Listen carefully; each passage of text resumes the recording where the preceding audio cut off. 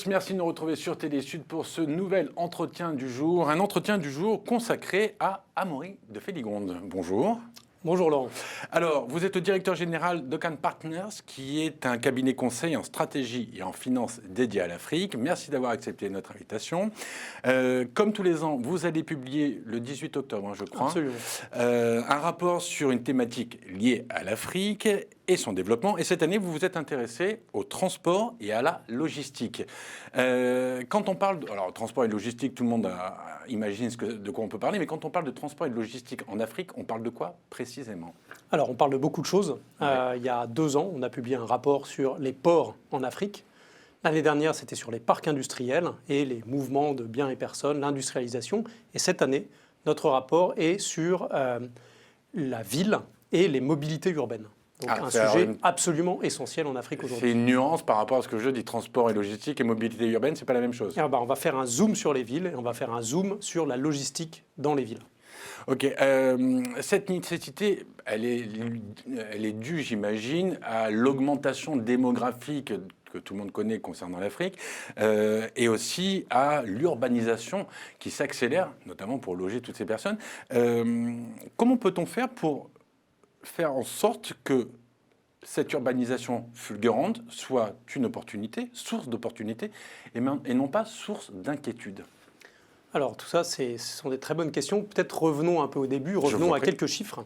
Le premier chiffre, quand on parle de l'augmentation, de l'explosion de cette urbanisation africaine, déjà c'est le début en fait, puisqu'aujourd'hui, en moyenne, l'Afrique est à peu près à 50-50 urbaine et paysanne, et dans les campagnes. Mais à l'avenir, vous me dites c'est le début de quoi? C'est le début de cette urbanisation galopante. Mais vous le datez c'est quoi, sur les dernières années? C'est-à-dire que si on compare le taux d'urbanisation de l'Afrique en tant que tel, en tant que continent, qui revêt évidemment des situations très diverses, on a une Afrique qui aujourd'hui est à moitié-moitié citadine et dans les campagnes, contrairement par exemple à l'Europe, qui est en majorité citadine, aux États-Unis qui sont en majorité citadins, etc. Donc l'Afrique est en train de s'urbaniser, elle s'urbanise très vite, et je crois que c'est des statistiques de l'ONU montrent qu'en 2050, entre aujourd'hui et 2050, les villes africaines vont gagner 900 millions d'habitants.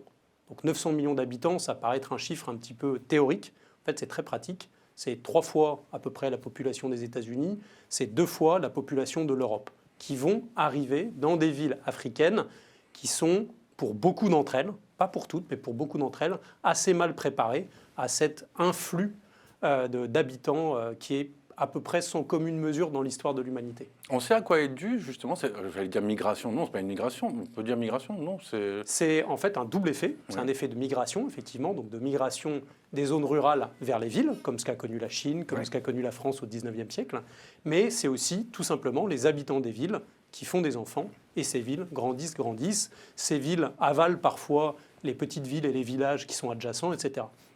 Donc ça, c'est un élément important, c'est les méga-villes. On pense au Caire, avec ses plus de 20 millions d'habitants. On pense à Lagos, qui va avoir 35 millions d'habitants en 2040 ou en 2050.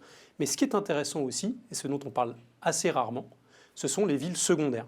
Aujourd'hui, les villes secondaires englobent 60 à 70% des populations citadines africaines. Secondaire en termes de taille? En termes de taille. Donc quand on ne parle pas des capitales ou des capitales économiques, Abidjan, Lagos, Le Caire que j'ai déjà cité, Rabat, Yaoundé, etc., on parle très rarement de ces villes secondaires. Or, ces villes secondaires sont des villes très importantes et sont des villes qui sont la plupart du temps un petit peu mises sur le côté dans le cadre des politiques de développement et des politiques de développement de transport urbain dont on va parler aujourd'hui.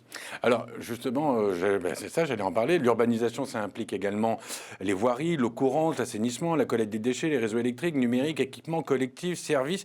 Mais est-ce que les infrastructures actuelles, on ne va pas parler des villes secondaires, mais dans les grandes villes, dans les capitales, sont capables d'absorber justement ces 900 millions de personnes dont vous venez de parler ? C'est l'énorme défi, effectivement, de ces villes africaines dès aujourd'hui, mais aussi dans le futur. Et c'est aussi une opportunité pour que les États planifient mieux, c'est une opportunité pour que la société civile s'organise mieux, pour avoir des villes qui soient plus vivables. C'est une opportunité pour les investisseurs privés qui vont investir dans tous les types de transports urbains qui peuvent exister. Ça peut aller de plateformes comme Yassir en Algérie, qui est une sorte de Uber algérien qui marche très bien. Donc on parle là de start-up, de digital.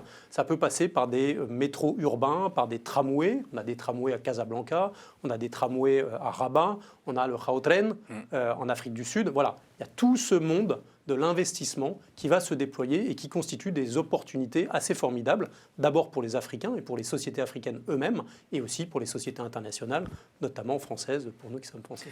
Mais quand vous me parlez de métro, vous me donnez un exemple de métro. Faire un métro déjà dans des... on va prendre à Paris, le Grand Paris, ça prend des années, voire des décennies. Vous élaborez ça enfin, vous imaginez ça sur quel délai en termes de temps ?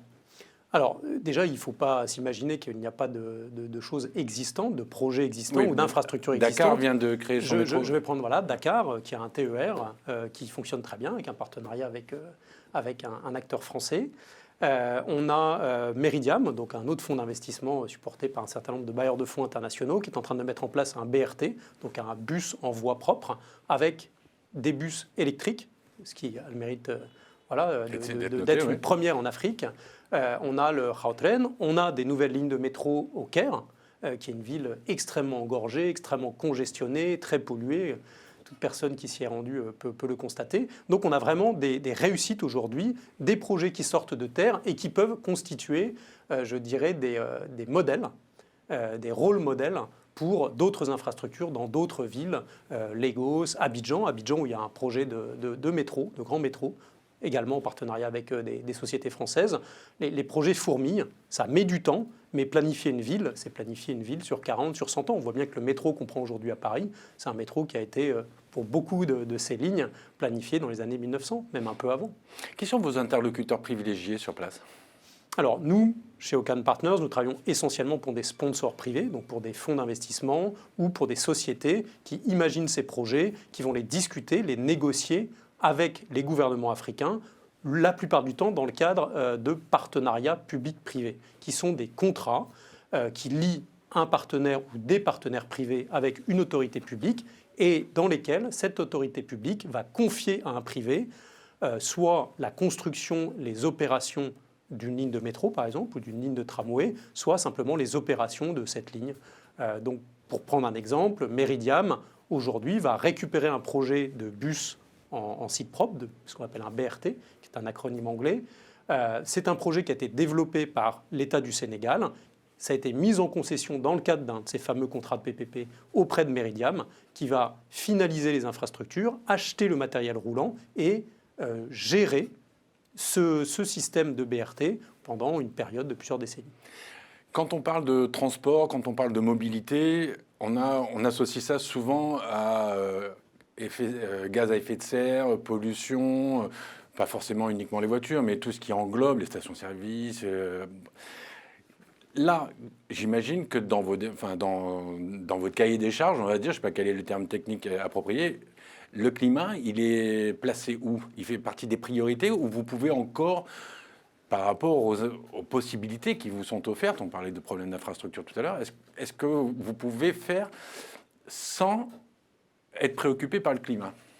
Alors, effectivement, aujourd'hui, c'est une vraie question. C'est une question en Afrique comme ailleurs, d'autant que l'Afrique, elle aussi, est en but à ces phénomènes climatiques qu'on peut connaître, d'extrême, etc., de réchauffement. Donc c'est effectivement une vraie question qui se pose. C'est de plus en plus quelque chose qui est pris en compte par les gouvernements, par les bailleurs de fonds internationaux comme l'AFD, Proparco, la SFI et que sais-je. Et c'est donc quelque chose qui s'impose à tout le monde, en Afrique comme ailleurs. Maintenant, il est vrai, sans rentrer dans aucune polémique stérile ou autre, que les Africains ont parfois beau jeu de nous dire qu'on leur impose un certain nombre de critères, alors qu'eux-mêmes ont été pour bien peu de choses dans ce réchauffement climatique. Mais aujourd'hui, c'est un fait. Les Africains eux-mêmes, les autorités, les différents entrepreneurs privés se soucient de ça parce qu'ils voient l'impact que ça peut avoir dans leurs villes, des villes qui sont souvent en bordure de lagunes, en bordure de mer. Donc il va y avoir assez rapidement un impact si le niveau de la mer augmente. Donc ils voient bien ça, ils sont tout à fait conscients de ça. Ils voient bien la congestion aujourd'hui qu'il y a dans leur ville, la pollution qui est due à ces véhicules avec des moteurs thermiques. Et donc il y a notamment un certain nombre de start-up, une à laquelle je pense qui s'appelle M-Auto, qui est un de nos clients, qui se développe au Togo, au Bénin, et qui a déjà mis en place 2000 motos électriques, sachant que si ma mémoire est bonne, dans chacun de ces pays, il y a 100 ou 200 000 mototaxis qui roulent tous les jours, avec ce que ça implique en termes de pollution, etc. Donc les remplacer par des moteurs électriques ne peut être qu'une bonne chose, pour des prix compétitifs, ils ne paieront pas plus cher. Question bête, enfin peut-être naïve, Paris, Londres, c'est plus ou moins pollué que Kinshasa ou Lagos?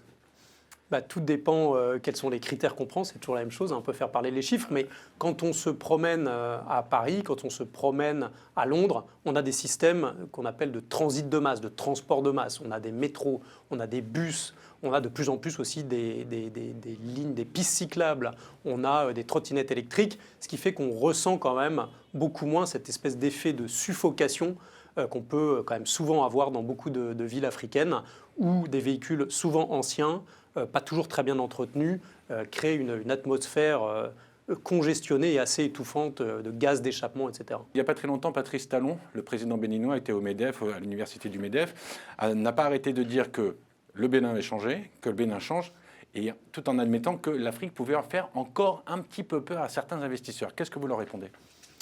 Écoutez, je leur dirais un petit peu, comme disait Jean-Paul II il y a quelques décennies, n'ayez pas peur. Plus sérieusement, il y a beaucoup d'affaires qui nous attendent en Afrique. On parle souvent une langue commune dans beaucoup de pays d'Afrique francophone.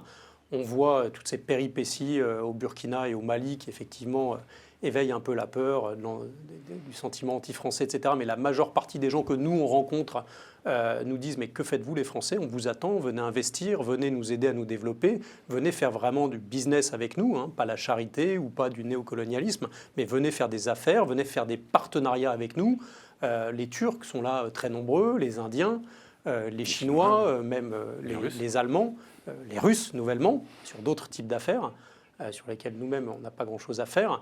Et donc voilà, il y a vraiment aujourd'hui cet appel, je pense, des Africains, plus que jamais, en disant on a cette histoire commune, pour le meilleur et pour le pire, venez investir, venez faire des partenariats avec nous, on partage une culture commune, on partage une langue commune, on a souvent fait les mêmes écoles.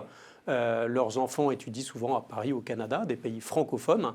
Ils nous attendent. C'est évidemment vrai de l'Afrique francophone, mais c'est vrai aussi des autres pays d'Afrique où il y a des belles choses à faire. Nous, ça fait 12 ans qu'on a créé notre société. On ne le regrette pas. On fait des belles affaires en Afrique.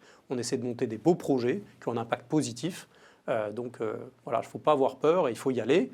Évidemment, en mesurant ses risques, mais il faut y aller. C'est le moment. Allez, la dernière question de la dernière question. Vous êtes confiant pour l'avenir ? Absolument. Amaury de Féligonde, merci beaucoup d'avoir accepté cet entretien du jour. Entretien du jour est terminé pour aujourd'hui, bien évidemment. Et comme d'habitude, moi, je vous retrouve très vite pour un nouvel entretien du jour avec un nouvel invité. Et d'ici là, continuez à vous informer en regardant Télé Sud. À très bientôt. Au revoir tout le monde.